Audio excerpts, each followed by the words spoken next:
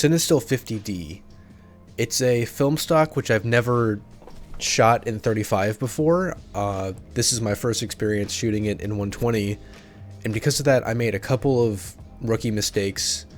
For one, thankfully I had a tripod, but I forgot my shutter release cable, and for whatever reason I decided to shoot this stock in the forest, which doesn't bode too well considering this is a film stock that seems to thrive on an abundance of light. But when you're shrouded in the shadow of the forest canopy, it doesn't really do too well, and that leads to shutter times that bode on the realm of some big camera shake if you're stupid and don't bring your cable. But I'm definitely willing to shoot it again sometime in the future, knowing what I know now, and I'm not going to put it all the way back away just yet. Cinestil 50D, like the rest of Cinestil's product line, is originally a motion picture film stock which has been modified to work in C41 chemistry.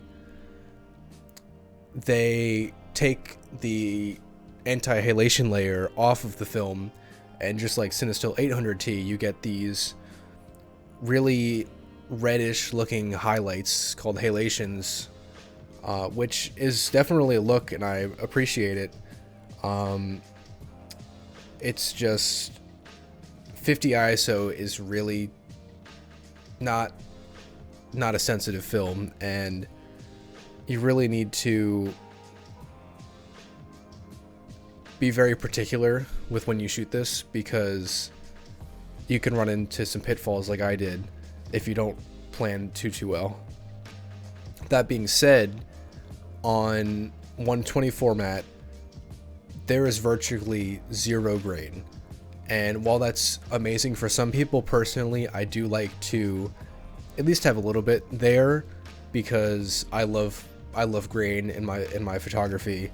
That's one of the main reasons I switched from digital over to film, is that real kind of, not messy, but a real, it's a look. This first picture of the roll is plagued by that classic light leak on the top, but honestly I really like how this turned out. There's got some good separation between the foreground with the pipe and the background of the ultra highlights, although it's really contrasty and it doesn't really have a good place for your eyes to settle. First impressions, this film surprisingly handles the color green really well, despite how warm it is, which is surprising, and I honestly really like that. The first few shots on your roll aren't really going to be the best, especially with the new film stock, but I seem to warm up later on as the roll progresses. This shot is definitely overexposed. I think when I first walked by the spot, I wanted to get some good contrast on the log in the back. There's not too much of a proper subject in this image, although it does have a lot of depth, surprisingly, given how all the highlights are very blown out. Once again, there's that really good definition in the green. And looking at the top of the picture, there's some really interesting kind of separation between the trees and the hill, which I thoroughly enjoy. I don't really know where this picture stands for me. It's definitely something I don't particularly enjoy, but it's also something I can't pin on what.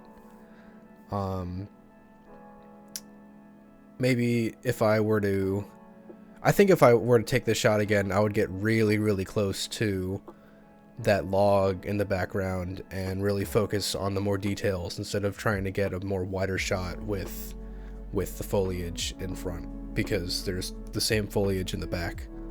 Kind of on a similar vein here, but more so what I wanted for that last image. Again, it's overexposed. I don't remember where I metered for, but I do believe I was metering for the shadows. Looking at how high and blown out the highlights are on this one. I would have loved a bit more depth of field on this one. If I were to go back and reshoot this one, I would choose for a much wider aperture and focus on kind of the mid foreground right here, and really put some separation between the log and the rest of the forest in the background. Again, not the most interesting subject, but it was still, I'm still warming up at this point. This is the first picture on the roll, which I can really say I had a good composition in mind and enjoy the results of how it came out. It's still just a little bit overexposed. You can really see it in the bottom left of the path right over there.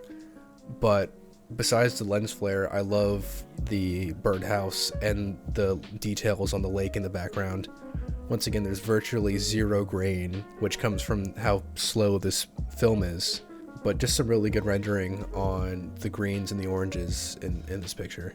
This is by far the biggest disappointment on the roll for me, mostly because of the camera shake. Going into this area, I just knew I had to shoot it. Honestly, there was another cabin that was a bit further down, which I didn't get to shoot, which, looking back, might have been the better option. There was a bit more color. I think there was a bit of blue on it, and it had a numbering system on it as well, just a little sign in the top left. This is where, in my opinion, the pictures on this roll start getting really good. Cinestil 50D is a daylight balance film, and it really thrives in an abundance of light, while there's virtually no grain. Honestly, this looks like a digital image, which is unbelievable, and if that's your style, then definitely go for this film. I love the layering in this picture with the guy sitting on the porch and how you can look all the way back in the background and see the people walking in the distance. These next two pictures are definitely my favorite off of the roll. The colors are unbelievable. The greens are a little bit shifted to a more yellow tone, which I love. The sky is amazing and the water is crystal clear. This would be a boring image if it weren't for just that little bit of human intervention with the... Actually, it's the same structure as the last one, just from a different angle and more far away. But I just love how it's a little bit spaced out with the structure, and it really puts you into nature. I love this image a lot, and I was definitely figuring it out as I was going along. And lastly, we have my favorite shot off of the roll, which just so happens to be the last shot. I don't really know how often that happens, but it definitely is the angle. Same qualities as the last picture, great color balance, amazing reflection on the water, and great placement of the structure. Zooming in, you can almost make out the people, but they still remain anonymous because of the grain, and that's honestly just the best. You can tell they're there, but you can't tell who they are, and that just adds a whole lot of character to the picture. The lines given by the reflection of the trees, and it really breaks up the image into a good geometric pattern. I'm not really sure which one. I want to say thirds, but it's really probably closer to fifths now that I'm looking at it, with the way the lines separate the picture. The sky is a little bit desaturated, but given the way the rest of the picture looks, I absolutely love it. My first impressions of this film are honestly not as negative as I was leading on at the beginning. When you shoot this in the setting it's meant for, being broad daylight in open spaces, it really is a solid film stock. While this is generally a warmer film stock, it does render the color green very, very well as oranges and yellows, which overall leads to a pretty balanced film.